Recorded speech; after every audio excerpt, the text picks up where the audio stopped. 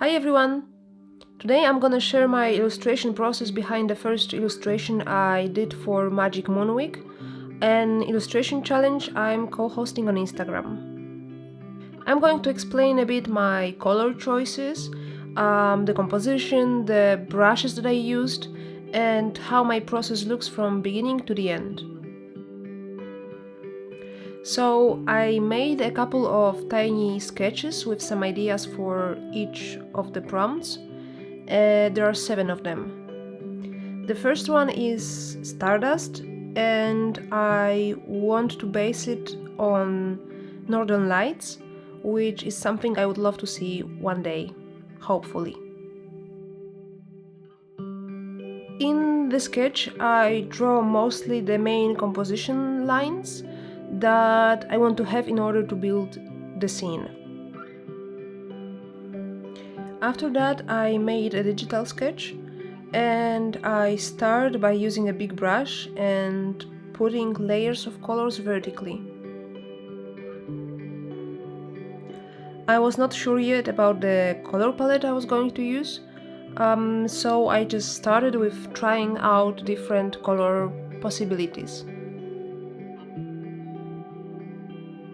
An important thing in this illustration for me are the Northern Lights. I'm looking for a specific shape, and I want to build the volume. It's almost like drawing a geometric block where you draw a base and then you build up its volume to create an impression of dimension.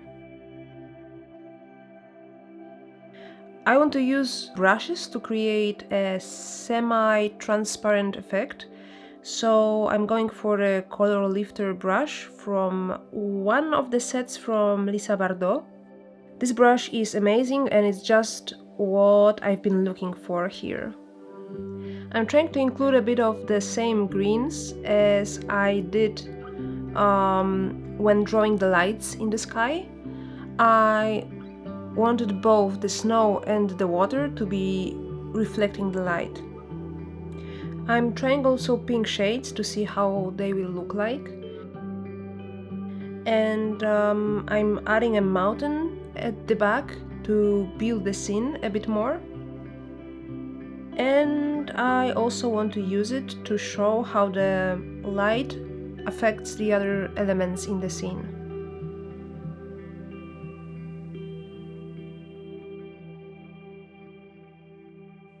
I'm adding a bit of cloud-like shapes.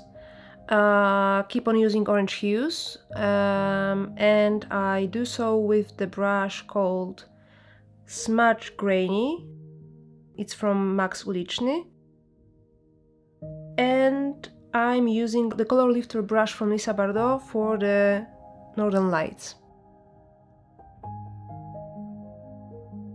Here I'm also using an eraser with very low opacity so that the effects remain very delicate. I'm adding some trees to the composition using very general shapes and lights and shadows.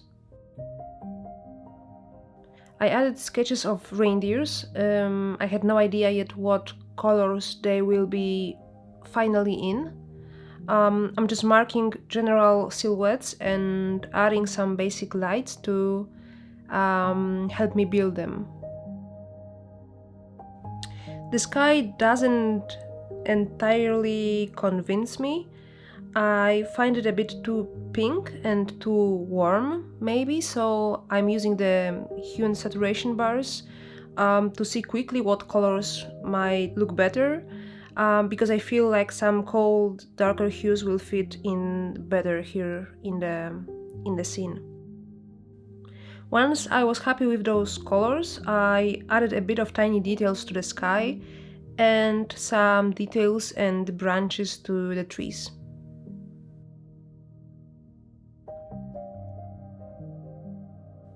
I also changed the lights and colors of the clouds and the mountains so that they go hand in hand with the sky color I just changed.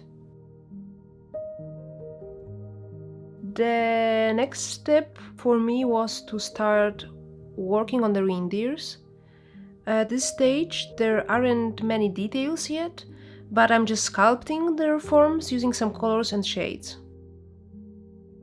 I put more shadows closer to the ground and more lights on their backs.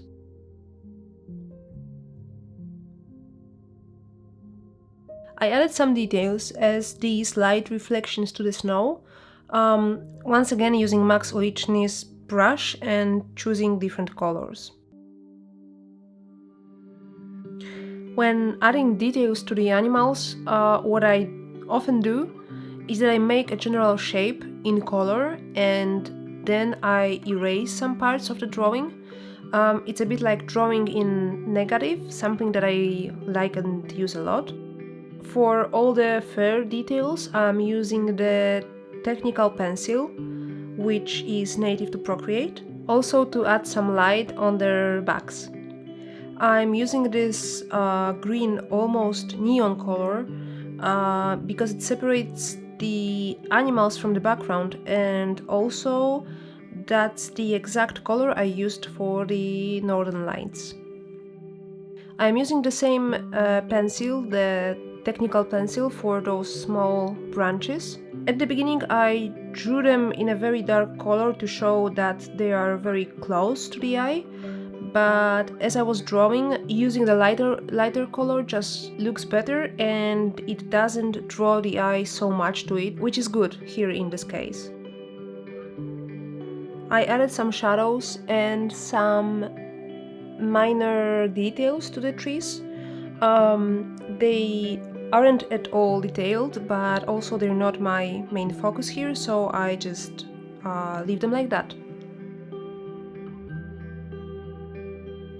Getting back to the mountains, I changed their colors and also I added more of those dark trees in the back so that the scene has more space to it. All the details in the water I add using a 6B pencil, also a native one to Procreate, to create a bit of reflection in the water.